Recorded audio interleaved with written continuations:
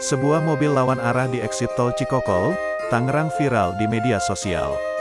Pengemudi mobil diduga salah megakses jalan sehingga lawan arah dan putar balik.